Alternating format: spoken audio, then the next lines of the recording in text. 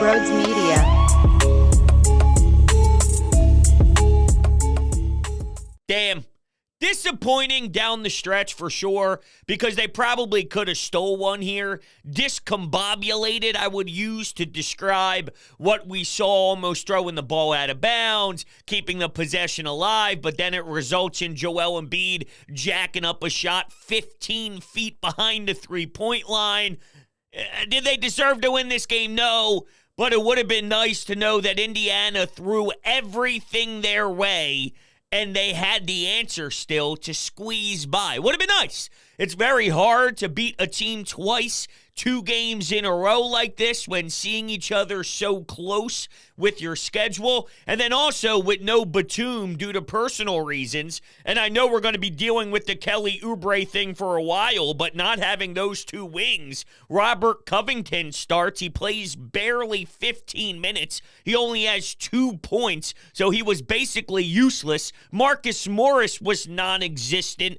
You had an issue with your roster tonight, and you still probably could have won that basketball game when Maxey in the fourth started to do his thing, and whether it was the dunk or the awesome three-pointer, the building felt alive. You also had the disaster of the referees that don't know the rules, which then screws up the mojo when it looked like the Sixers had some life.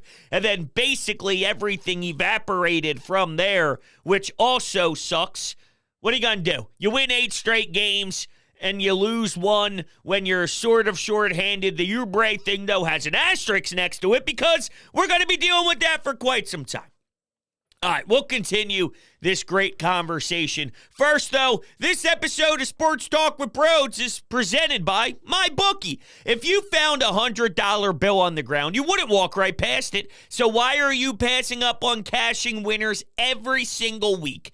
MyBookie has the biggest online selection of odds and contests to fill all your sports betting needs, anytime, anywhere. So you could turn that sports knowledge into cash in your wallet. Bet on the NFL, college football, college hoops, NBA, NHL, or even play for a share of big cash prizes in the weekly blackjack tournaments. If you've been waiting for the right time to get in on the action, the time is right now. Make your winning move today. So sign up at MyBookie and use promo code BROADS, and you can claim your deposit match, which is redeemable up to $1,000. Again, that's promo code BROADS to claim your bonus. Experience the thrill of sports betting right from the comfort of your home. Bet anything, anytime, anywhere, only with MyBookie. It didn't seem like Nick Nurse was thrilled with some of the refereeing late, the physicality that was on Tyrese Maxey during the back end of that game.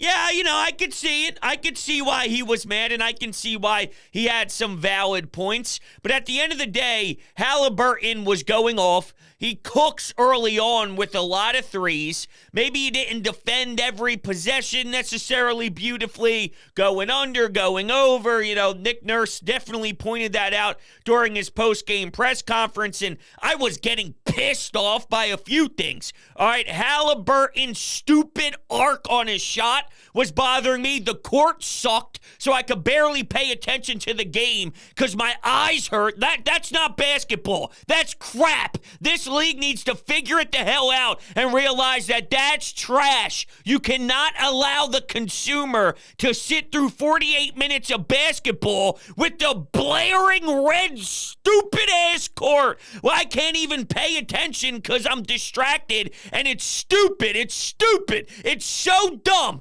Dumb.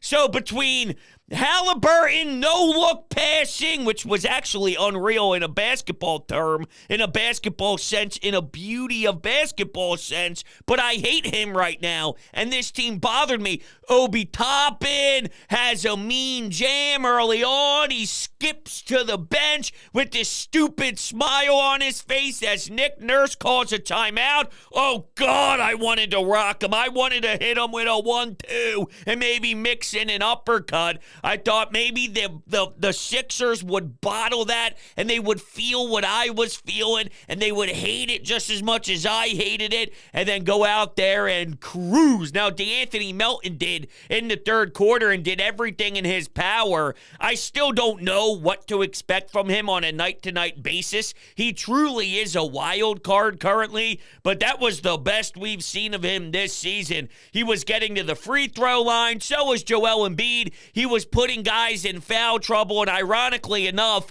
Miles Turner, of all people, he drains a three in the fourth quarter that really felt like a dagger. The score was 122-116, and that was right after Melton took a three that he missed, and Maxey took a three that he missed. And of course, on the next possession, here's the Pacers with the three-pointer that really hurt you, and that's just the way it goes sometimes. Something else Nick Nurse pointed out is he thought that they got super unlucky. And Indiana got super lucky where the ball easily could have been deflected and then maybe the Sixers could have got out in transition. I don't know if that was one of my takeaways, but that's what the head coach saw. So just something to point out. I probably wouldn't have mentioned that at all. I thought the Pacers dictated the pace of the game, which is definitely their motto. And throughout the 48 minutes, by the end, you saw some fatigue settle in. You saw them play rough with Tyrese Maxey. They needed some help on the wing, and they just didn't have those guys available today. I don't really want to go to Marcus Morris ever again. I think maybe you can at least look at Springer. I don't know. I mean, the guy's a veteran. I'm sure Nick Nurse thought, hey, we'll go with the veteran guy, but I don't know. Not that Springer's the difference in this game by any means. I think no Batum really hurt you more than anything else right now, but hopefully he gets back from his personal reasons pretty soon here. He was gone with them earlier, came back, and then he had to leave again. So I really don't know much about what's going on with that, and obviously when you get that type of label tied to why he's not playing, you kind of give it space and let the player deal with whatever is happening. A few disappointments for me. In the second quarter, the Pacers go no big. You can't get Joel Embiid the basketball and can't make an entry pass to get him to go to work down low in the paint. That was aggravating. Maxey not scoring in the first quarter was a bit painful. The refs, as I mentioned, and yeah, I mean, that's just kind of what it was. You have the Celtics next, so maybe it was we have the Celtics next kind of thing. I don't believe so. It's probably not where my mind goes because I think they were competing hard. I think they tried hard. I think they were doing everything in their power to win this basketball game. They just fell short, and I don't know if they had the legs, if they had the energy to execute down the stretch with a few minutes to go in the fourth quarter. They tried. I mean, look, they really went to the wire. They're constantly hitting layups late and then having to foul and then forcing the Pacers to hit their free throws. They went until the buzzer hit 0. When you win 8 straight games, you're bound to lose at some point. Social media was horrendous after this game, and I tweeted out my standard tweet that I do afterwards. Hey, call, text the Anytime hotline. I would love to hear your thoughts for the post-game show, and man, it was tragic, some of the responses. I know it's only 10 games in. I'm worried about the bench. This bench is completely useless. Wow, this loss so expected. And then the one I quote tweeted was, same old Sixers, terrible defense, and they just don't have any urgency. Dude, they won 8 straight. Okay, they won 8 straight. And then they go into detail about, well, they're better than the Pacers. And in this league, you can't lose to a team that you're better than. What? Do you watch NBA basketball, dude? That's what this league is. Because there's so many damn games. There's so many useless ones. You have back-to-backs. You're going to Charlotte. You're playing the whatevers, the Wizards, whatever. Teams that stink. Teams that are bad. You lose to teams all the time that are horrific. Come on, man. You can look through plenty of seasons and see a team that's top 2 in the East or West, and then they fall to a team that's 10th in the East or West. It happens every night because you just play a game against your biggest rival. You just played a game against the Milwaukee Bucks on the road, and then you go to a place that has 4 fans in the stands, and then you don't play with any pop, and there's no juice, so you sleepwalk through it. Come on, man. And that's not what this was. This wasn't a no-show effort. It was disappointing. It was lack of execution. But in regards to going out there and competing, they fell a little short. I'm not mad at the way they played the game, though, ultimately from an effort level. They just came down to the wire and struggled. And in a lot of games so far this season, Maxey delivered, or Embiid delivered, or Tobias delivered. Guys delivered. Tonight, unfortunately, it wasn't their night, and there's so many shots by the Pacers because of the speed they use, and they shot the ball well from the field, and you couldn't stop them. Early on, they made a lot of their threes, which gave them a decent cushion. You still made up that ground. You still had an electric third quarter from one of your starters. You actually had the lead there in the fourth quarter at one spot. It just didn't pan out for you tonight. This team that they played against, yeah, they're pests, all right? It's like a thorn being stuck in your side. They're not going away, and they aggravate you because of their style. Toppin, he's flying around the court. He's getting a big alley-oop. There's a monster jam. There's something to be said about when they make plays, it's contagious, and they can keep that momentum going. They can go downhill because they make a lot of energy plays with the free-flowing offense that they utilize. I thought maybe the Sixers got caught a few times playing out of control, picking up some fouls, whether it was Pat Beverly or some other guys around the perimeter, which didn't help your cause tonight. I just can't wait for tomorrow. You beat the Boston Celtics again. If you're going to waste your time and energy on a rough loss against the Pacers, if they go beat the Celtics tomorrow, well then I just don't get it. I don't understand. I don't know. I can't really comprehend that logic, or I can't feel what you feel. We're not on the same wavelength. Let's see what they do tomorrow. Let's see what they do tomorrow. Being down Oubre and Batum is being down a starter and then being down the replacement to your starter. Super thin. It's problematic. The reason I bring that up, even though I'm fully aware that Oubre will be missing some significant time, is this isn't your full team. That's not what this is. So it's hard for me to judge sometimes. That's another thing that's difficult about the 82-game schedule, and specifically when guys do load management and certain players aren't available for you, and even throughout the years with Ben and Joel. Well, if we see 5 games without Joel, it's hard to assess who they are when someone else is slotted in and Paul Reed's playing the 5 and starting the game, or Amir Johnson or Al Horford and Ben Simmons is running point. It doesn't really tell you a story on who you have, because I'm automatically seeing people say, we need LaVine. I knew it. I've been telling everybody we need Zach LaVine. The Bulls are making him available, which, by the way, isn't anything breaking news here. Zach LaVine and the Bulls, they were having players-only meetings 1 game into the year. Was it 2 games into the year? Was it 1 game into the year? Come on, man. That was the most obvious thing in the world. There's really, truly no noise to that that's new. That was all obvious as hell. But you watch this game, and it's like automatically LaVine. I hate Sixers Twitter. I really do, and I know I shouldn't get caught up with social media because, come on, man, it is one of the worst things ever in the history of the world. And you are very, very, very, very, very correct with that statement. But, man, crazy. Just crazy. I'm looking to see if there's any more stupid remarks that I missed. Here's one. For a brief moment, I really believed in the Sixers. So now you don't? Now you don't. Why? What changed? Man, I don't understand. And I don't really want to understand. And I don't think there is anything to understand. So, whatever.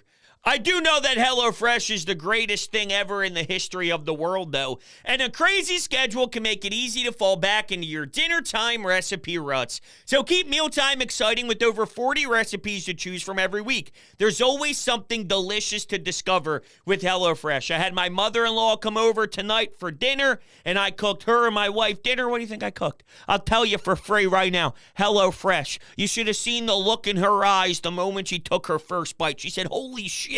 You know what you're doing? No, HelloFresh knows what they're doing, and I'm just following the instructions. Look, HelloFresh does all the shopping and meal planning for you. Ingredients arrive at your doorstep. They're pre-portioned, and they're ready to cook, along with pictured step-by-step recipe cards. How easy is that? HelloFresh is 25% less expensive than takeout, so that means you get easy home-cooked meals on the table and even more money back in your pocket. Go to HelloFresh.com/50Broads and use code 50Broads for 50% off plus free shipping. That's code 50Broads for 50% off plus free shipping. HelloFresh is America's #1 meal kit. Check the link down below in the description. When you click that, my code is automatically activated to it, so you don't have to do anything. 50 Broads is already incorporated. Just go do your shopping. You do not want to miss out on joining the HelloFresh family.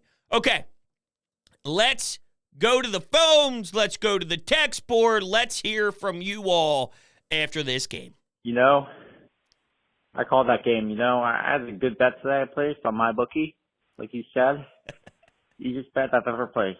Harry Smacky under, combined with Pacers money line. And boy, it cashed.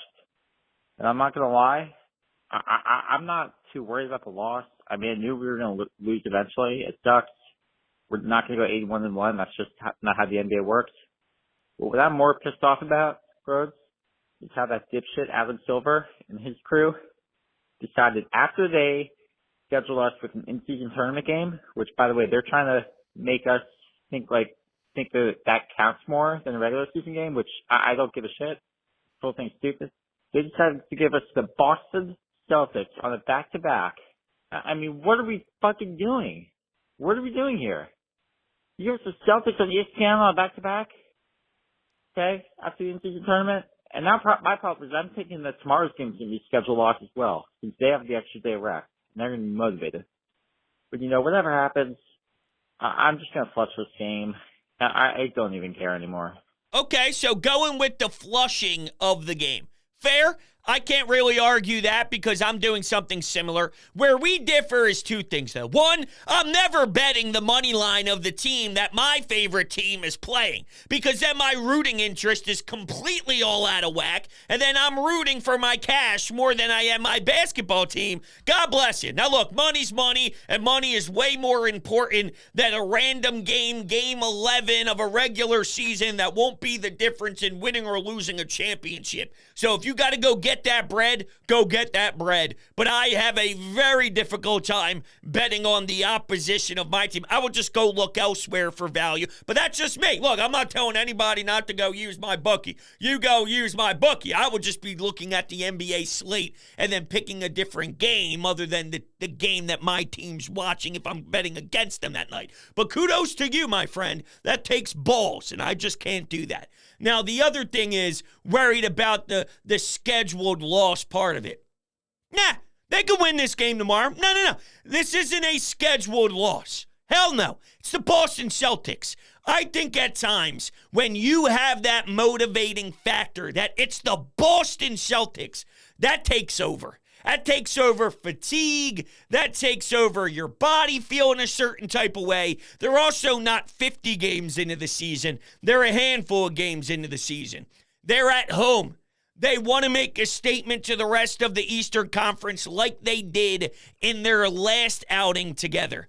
There's no way in hell that I'd be stepping into this studio when the game's over tomorrow if they lose and I say, well, this was scheduled anyway. No. No. Now, I do think it does have some level of impact, but I think that there's adrenaline that occurs when you see Jason Tatum's face, when you see Jaylen Brown's face, when you see any of that stupid green, Al Horford's dumb face. Whenever that pops up into your stadium and they're in the Wells Fargo Center, I don't care if you had 7 games in a row, and this is the 8th straight day of 8 straight games of NBA hoops, damn it, that you go into that one with a different sense of urgency. Zero excuses. This is just how the schedule is. Everybody deals with it over the 82. Let's go tip the ball off tomorrow and then, forget about this one. Flush this one, go beat the Celtics tomorrow, and then we move on from the Indiana loss. That's the way I'm approaching it, and I expect them to do big things tomorrow. That's just personally how I'm handling it, okay? Ironically enough, our first text message here on the text board says, am I worried about Embiid with the back-to-back tomorrow? Do you think that they were so focused on the Celtics more than they were the Pacers? No, I don't. Because the way I watched them compete, they were invested in this one. I don't think they weren't invested. Just because you lose the game doesn't mean that you didn't have the right mindset entering the game. What I think they wanted to do was win 9 straight tonight. And then they can go play Boston looking for 10 wins, and then you win a back-to-back like that? That would be super ridiculous. That would be super loud, and the rest of the league goes, damn, you see what Philadelphia is doing right now? You see where they are at the top of the Eastern Conference? You see what they did to Boston twice so far this season? And oh, by the way, the most recent win happened to be on a back-to-back where they won their 10th straight after losing the first game in Milwaukee, right? I think that's their purpose before the ball tipped today. I think they wanted this badly. It wasn't a sleepwalk. Quite frankly, I think they had a sleepwalk in Detroit. All right, that game against Detroit in the in-season tournament crap that we're watching right now. I've seen less engaged Sixers during their win streak than I did in this game that they lost where it snapped. So no, I don't think that they were overvaluing tomorrow or anything like that. Am I worried about Embiid? No, I'm not worried about Embiid. No. He had some turnovers. Maxey had some turnovers that we're not accustomed to seeing. Halliburton was all over the place, man, making plays left and right. That hook shot pissed me off, too. Everything he was doing pissed me off. Facilitating the basketball, but it's all out of respect. I respected what he was doing, and he was absolutely cooking, but screw you. I don't want to watch you cook. I want to watch my guys cook, all right? You know what I'm saying? Damn. Isn't it crazy, bros, that we look at 39 points from Joel Embiid as a rough night? He did almost pop 40, huh? He did almost pop 40. I think it's probably because of some of the possessions late, though. And that travel call, though, I wanted to get a replay to see if there was anything to that. Really, you're calling the travel there as Embiid picked up his dribble and was looking for a pass. That was garbage. You dealt with... I think what happened was, and I'll reiterate this, and it's sort of been a message that I've been portraying here for the 22 minutes so far, they wear you down with that pace. And as they wear you down, by the time you get to the 48-minute mark, 47, 46, 45-minute mark, you run out of gas. And not every team can play with that level of speed. So this isn't someone found a blueprint to beat the Sixers and tire out and beat. No, there's not many teams that can operate as smoothly as the Pacers operate. Because guess what? Most teams would hit a damn wall too. Most teams would hit a damn wall at, let's say, the 22-minute mark. You got Maxey, who's a motor. You know?